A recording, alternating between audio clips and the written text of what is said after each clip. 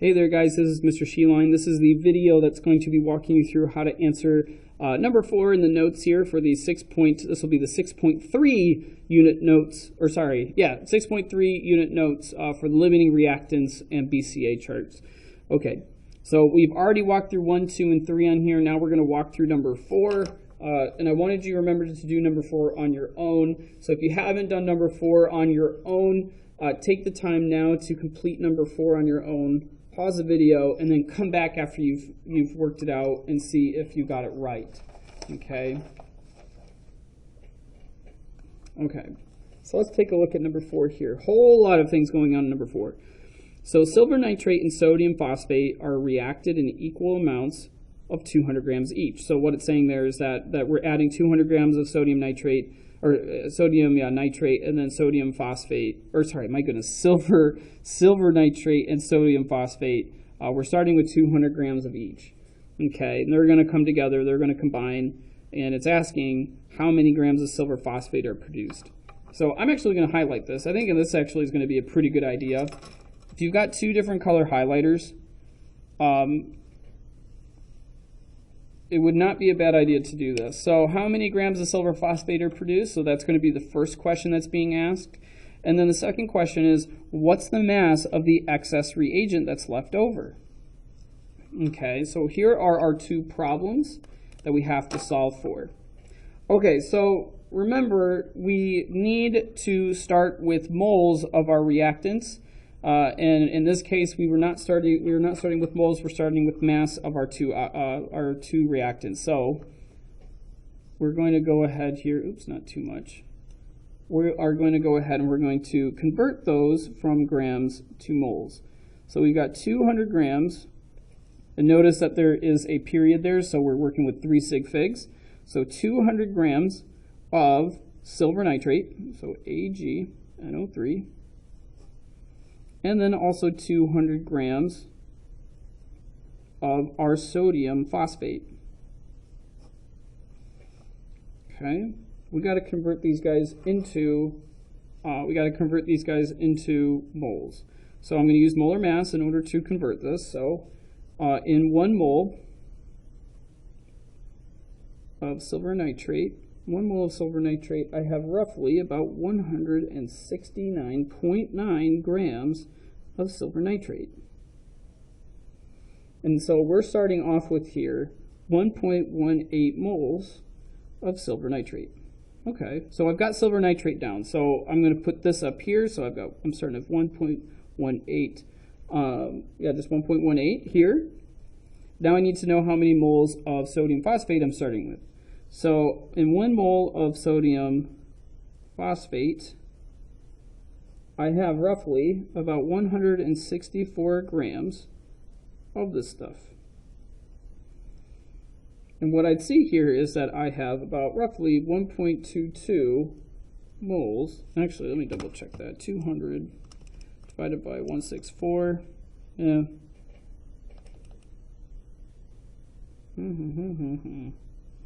Oh, and I just remembered, I told you guys that I want to keep these. Sorry, I'm looking at my notes from last year, because I had to change things up. Here, I'm going to quick change this. So actually, 200 divided by 169.9, I'm going to keep 1.177163. I'll just go that long. It doesn't need to be the whole thing long, but it should be pretty long. AgNO3. And then it's going to be 200 divided by 164, which is going to be 1.2195122 moles of sodium phosphate. Okay. So I'm going to write those up here. So that's going to be a 1.177163 and then 1.219512. Okay. So remember, now what we have to do is we have to divide by the coefficient. So in this case, sodium nitrate has 3 for its coefficient. And then, my goodness, silver nitrate has a coefficient of 3. Sodium phosphate only has a coefficient of 1. So what I'm going to see here is that this is going to be 1.177163 divided by 3.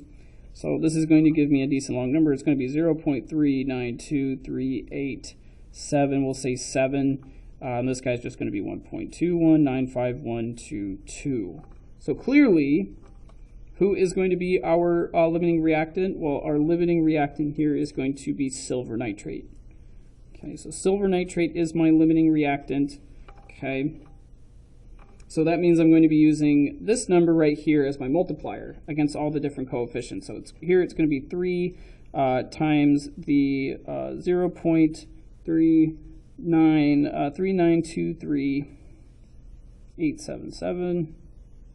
Then here it's going to be 1 times 0.392387.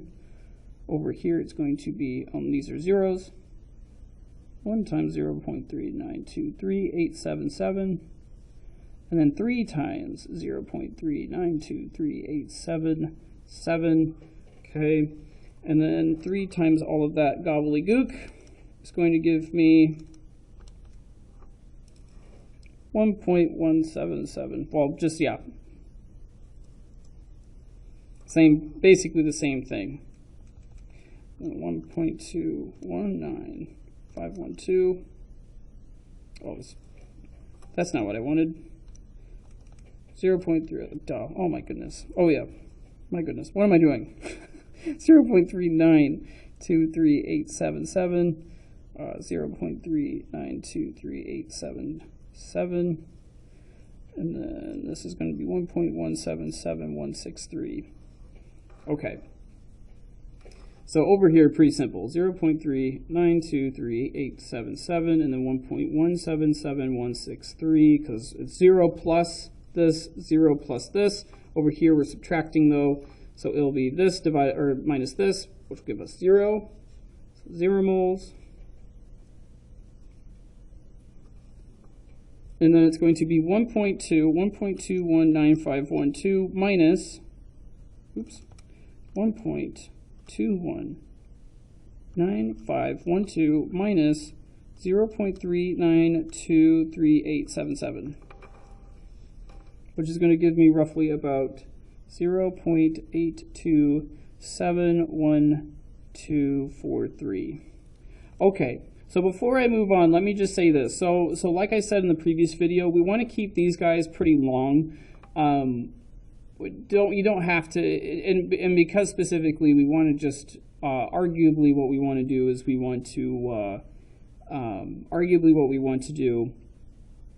we just want to make this in the end as accurate as we possibly can. So there may be problems that when you do this. So if you were actually to put in 3 times this number, you would actually get 1.1771631.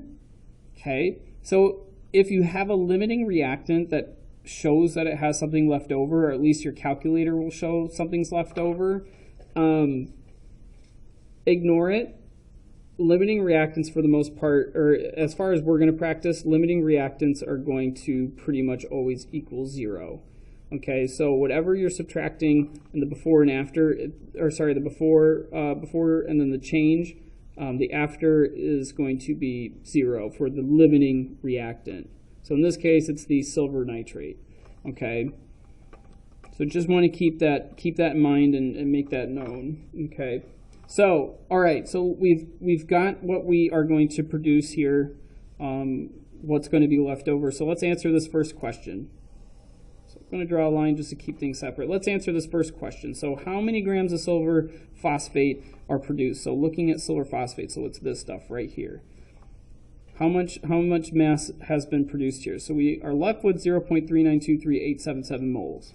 So we're just going to convert the moles left over, or that are produced, of our silver phosphate. And we're going to see what we come up with. So we're going to use molar mass to convert. So in 1 mole of silver phosphate, which has a formula mass about 418.7 grams, we're going to see, and this is where we keep sig figs, and we have 3 sig figs, we're going to see that there is roughly, let me double check here, 0.3923877 times 418.7. Keeping sig figs, I'm going to have 164 grams of sodium phosphate. So that just answered. And here's what, so keeping up with our highlighters here, if you've got them. This is not mandatory, but this would sure help. I know for me, if I've got to grade these, and also you, I highlighted this question, and I highlighted like I made the box and I highlighted the box. So idea being green box is the answer for green highlighted question. So we would say that we produced 164 grams of silver phosphate in this whole reaction. Now we have to answer this question here. What's the mass of the excess reaction or reactant left over? So our excess reactant is going to be sodium phosphate, and we've got to see how much is left over. So we're going to take the moles that are left over. Sodium phosphate. I know it's getting a little tiny here, a little scrunched. And then 1 mole of sodium phosphate, we have roughly 164 grams of this stuff. Okay.